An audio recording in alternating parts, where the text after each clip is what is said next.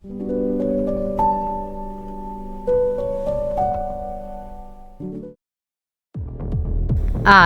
মজলিসি আড্ডার ঠেক নিয়ে এসেছে হেমেন্দ্র কুমার রায়ের লেখা বাড়ি বুড়ো বুট।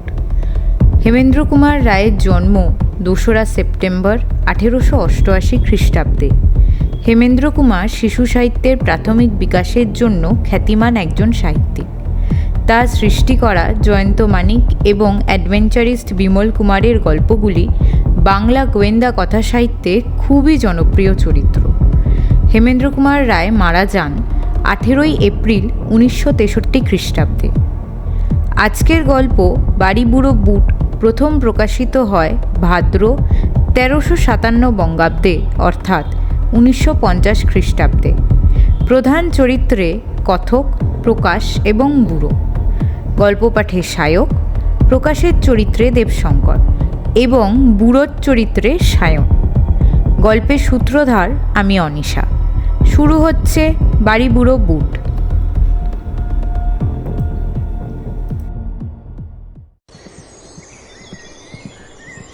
বাড়িখানা ভারী ভালো লাগলো। চারিধারে বাগান, যদিও ফুল গাছের চেয়ে বড় বড় গাছই বেশি। টেনিস খেলার জমি, মাঝে মাঝে শ্বেতপাথরের বেদি, একটি ছোট বাহারি ফোয়ারা, এখানে ওখানে লাল কাঁকড় বিছানো পথ। দোতলা বাড়ি, একেবারে হাল ফ্যাশনের না হলেও সেকেলে নয়। বাড়ির জানালায় বা দেয়ালে প্রাচীনতার কোনো চিহ্নই নেই। কোথাও ফাড় ধরেনি, কোথাও অসত্য বট এসে জোর করে জুড়েও বসেনি। কিন্তু তবুও মনে হলো বাড়িখানা যেন রহস্যময়।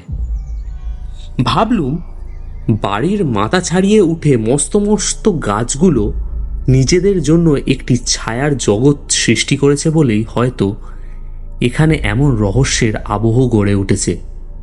আমার পক্ষে এও এক আকর্ষণ। আমি রহস্য ভালোবাসি। রহস্যের মধ্যেই তো থাকে রোম্যান্সের গন্ধ।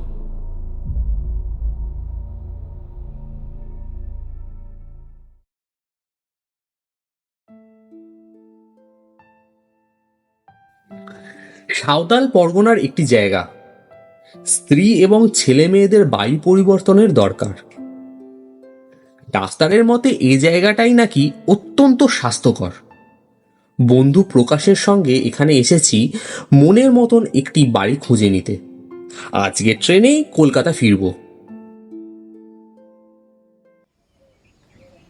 খানিক ডাকাডাকির পর বাগানের ভিতর থেকে একটি লোক বেরিয়ে এলো।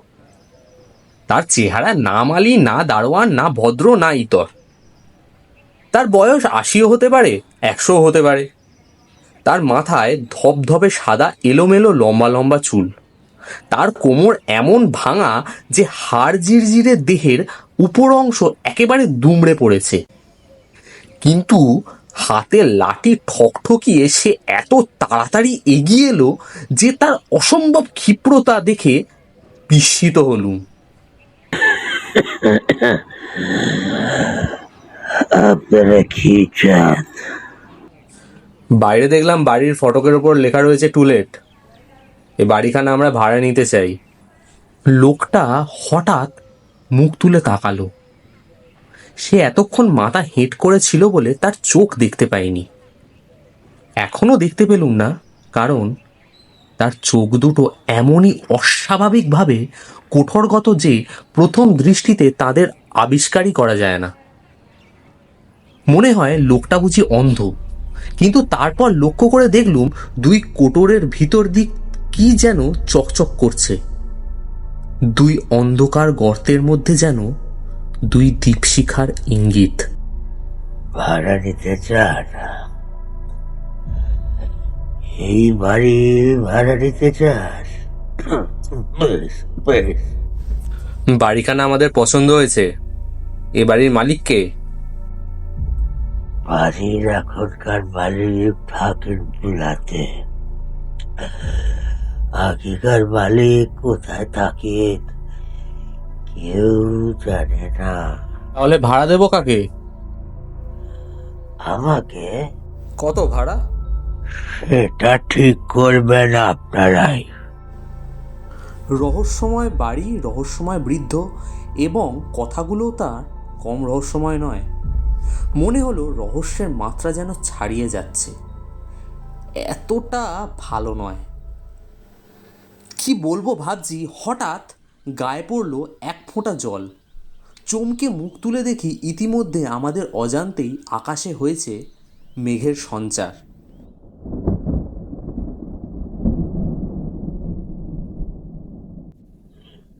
বৃষ্টি আসছে, আপনারা একটু ভেতরে গিয়ে দাঁড়াবেন, চলুন।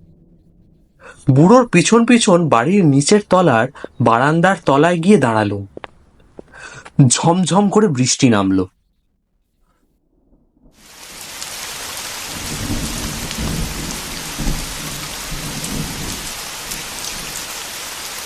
প্রকাশ আমার দিকে ফিরে বলল, আচ্ছা শোন, বৃষ্টিতে এখানে চুপচাপ দাঁড়িয়ে থেকে আর লাভ নেই। চল আগে বাড়ির উপরকার ঘরগুলো একবার দেখে আসি। বুড়োর দিকে ফিরে দেখি সে ঊর্ধ্বমুখে আকাশের দিকে তাকিয়ে আছে। আমি তাকে ডাকলুম, সে যেন শুনতেই পেল না। খানিক পরে হঠাৎ বললে, ঘড়িতে কটা ভেজেছে? হাত ঘড়ির দিকে দৃষ্টিপাত করে বললুম, এখন 5:30 বাজে।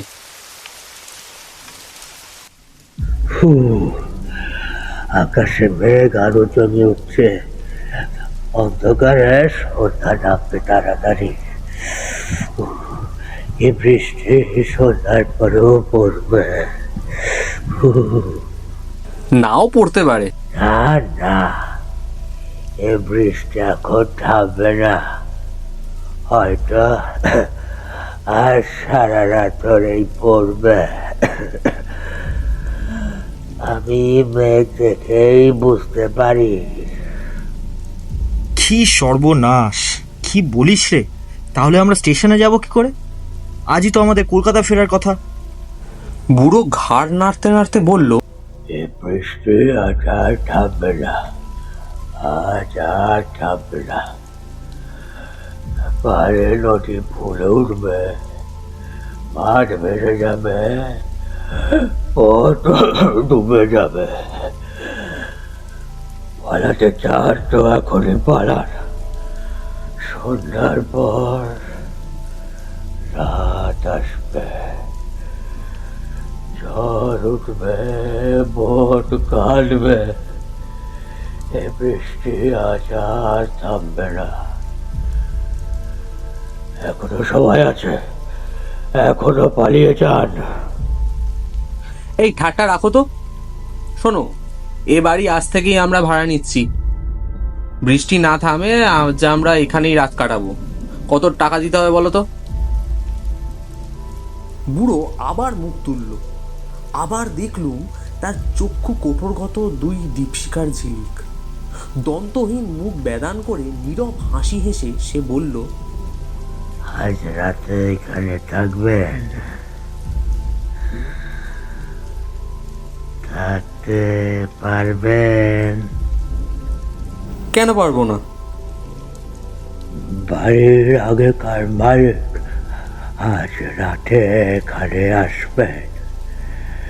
তিনি কোথায় থাকেন কেউ তা জানে না, কিন্তু বৃষ্টির রাতে ঠিক এখানে বেড়াতে আসেন।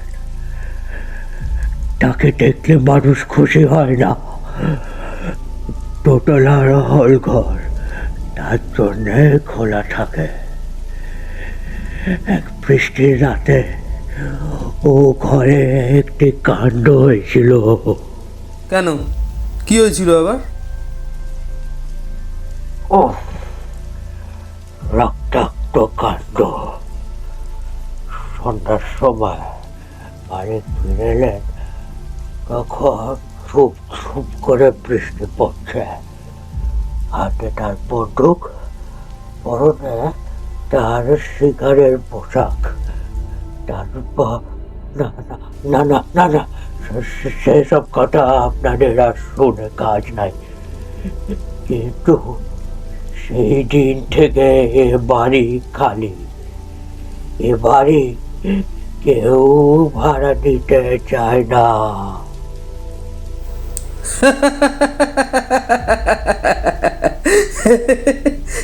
তুমি কি আমাদের ছেলে মানুষ পেয়েছো নাকি যে যা তা বলে ভয় দেখাতে চাও? বেশ, তবে তোমরা থাকো, আমি চললুম। কিন্তু সাবধান, সাবধান, খুব সাবধান। বলতে বলতে বুড়ো লাঠি ঠকঠকি অত্যন্ত ক্ষিপ্রপদে আবার বাগানে নেমে অদৃশ্য হয়ে গেল।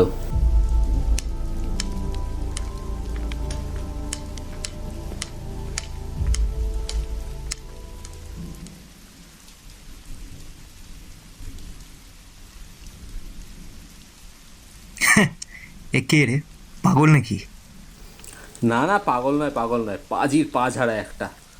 বুড়োর হয়তো ইচ্ছে নয় আর কেউ এ বাড়িতে ভাড়া নিক। সে একলাই চাইছে এখানে রাজত্ব করতে, বুঝলি? কিন্তু বাইরে যখন ভাড়াপত্র টাঙানো আছে তখন আমাদের ভাবনা কি। চল একবার দোতলায় ঘরগুলো দেখে আসি।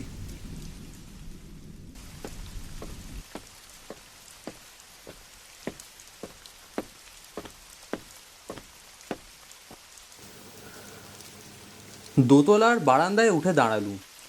সেখান থেকে অনেক দূর পর্যন্ত দেখা যায়। আরও পুরু, আরও কালো হয়ে উঠেছে আকাশের মেঘ। আরও জোরে, আরও ঘন ধারায় পড়ছে বৃষ্টি।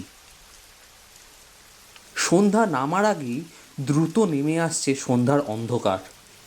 দূরের ছোট ছোট পাহাড়গুলো ক্রমেই ঝাপসা হয়ে যাচ্ছে। দুই কুল ভাসানো নদীর ছবি আঁকা। জল থই থই করা প্রান্তরের মাঝে মাঝে বড় বড় গাছগুলো মাতাল হয়ে টলমল করছে ঝোড়ো বাতাসের দীর্ঘশ্বাসে। না রে, বুড়োর একটা কথা কিন্তু ঠিকই বলেছে। যা মনে হচ্ছে আজ এখানেই বন্দি হতে হবে আমাদের। কোনো উপায় নেই। হ্যাঁ, কিন্তু খাবি কি? কেন? আকাশের জল। আর শুবি কোথায়? পিছনে ফিরে দেখ, ওই হলঘরটা, ওর 3টে দরজাই খোলা আছে, কিন্তু এখনও যেটুকু আলো আছে তাতেই দেখা যাচ্ছে ঘরের ভেতর রয়েছে বড় বড় সোফা, কাউচ আর চেয়ার। দেয়ালের গায়ে রয়েছে সোনালি ফ্রেমে বাঁধানো মস্ত মস্ত ছবি আর আয়না। মেঝের ওপর কার্পেট পাতা আছে। তবে আশ্চর্য এই, এমন সাজানো বাড়ি খালি পড়ে আছে। এই, তবে কি বুড়োর কথাগুলো মিথ্যে নয় বলছিস? মানে এখানে কি ভূতের বাড়ি? খেপেছিস নাকি তুই? তা মানলে তো বলতে হয় এ বাড়ির আসল ভূত হচ্ছে ওই বুড়োটাই। কিন্তু কি বিচিত্র জানিস? এই এই বুড়োর মতন চেহারা, এই চেহারা, না রে, এরকম চেহারা আমি কোনো মানুষেরই দেখিনি আজ পর্যন্ত। আচম্বিতে কানে এলো অপূর্ব এক সঙ্গীত, যেন কোনো মেয়ে হারমোনিয়াম বাজিয়ে গান গাইছে।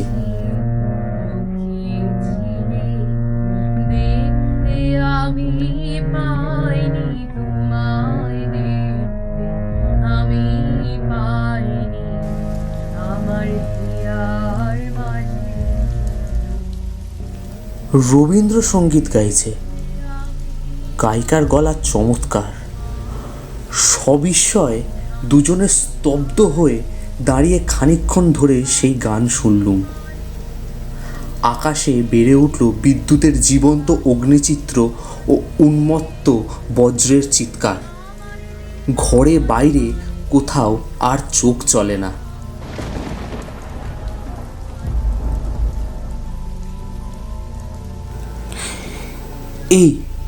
এই গানটা আবার কোত্থেকে আসছে? ওই তো ওই হলঘরের ভিতর থেকে। বিদেশে আসছি বলে সঙ্গে টর্চ আনতে ভুলিনি। টর্চটা জেলে দুজনেই হলঘরের ভিতরে ঢুকলুম। সব আসন খালি। ঘরের ভিতরে একটি অর্গান রয়েছে, তার সামনেও কেউ নেই।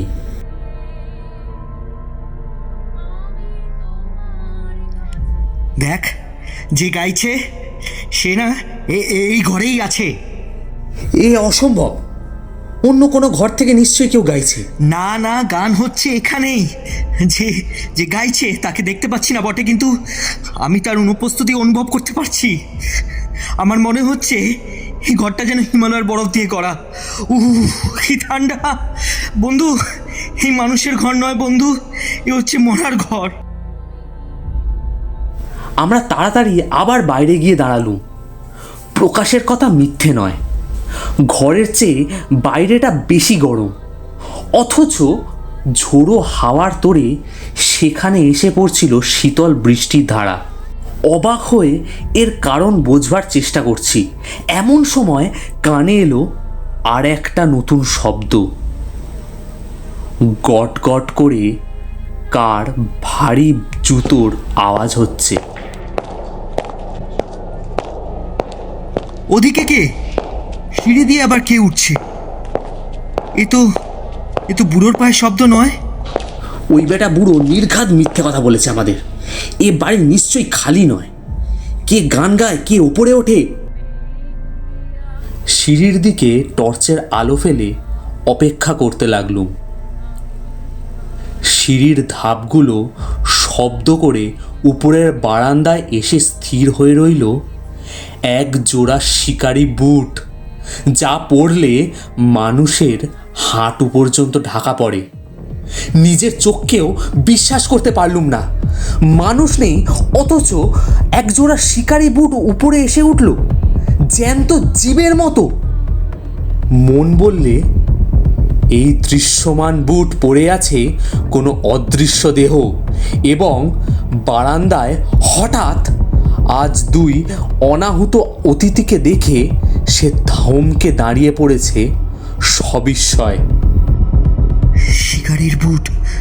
বুড়ো বুড়ো বলেছিল বৃষ্টির রাতে বাড়ির মালিক এসেছিল সে শিকারির পোশাক পরে। আমি উত্তর দেওয়ার আগেই বুট জুতো জোড়া যেন কোনো বেজায় ভারী দেহের চাপ নিয়ে আবার গট গট শব্দে মাটি কাঁপিয়ে অগ্রসর হতে লাগলো আমাদেরই দিকে। আমরা মহা আতঙ্কে পিছু হটতে লাগলুম পায়ে পায়ে। আমাদের দৃষ্টি স্তম্ভিত, হৃৎপিণ্ড করছে ধড়ফড়।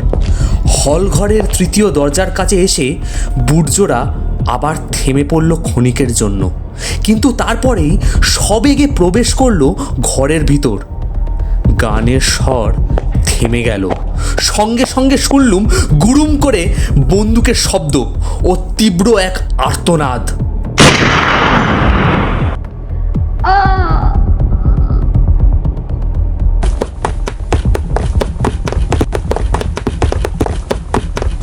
আমরা পাগলের মতো দৌড়ে এক এক লাফে সিঁড়ির 3-4টে করে ধাপ পেরিয়ে নিচে নেমেই দেখি সেখানে নিশ্চল হয়ে দাঁড়িয়ে আছে সেই অদ্ভুত বুড়োর ভাঙা দুমড়ে পড়া মূর্তি। সে একবার মুখ তুলে আমাদের পানে তাকালো।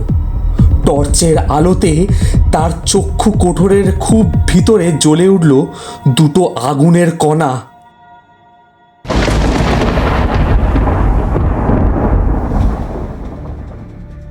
মালিকের সঙ্গে দেখা হলো?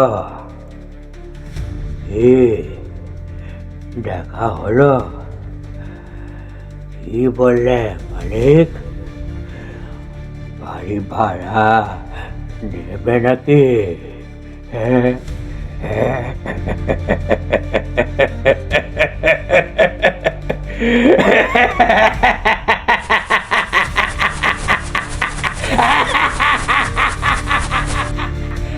দৌড়তে দৌড়তে বাগান পার হয়ে যখন বাইরে এসে পড়লাম, তখনও সেই ভয়াবহ বুড়োর অপার্থিব হাসির শব্দ থামেনি।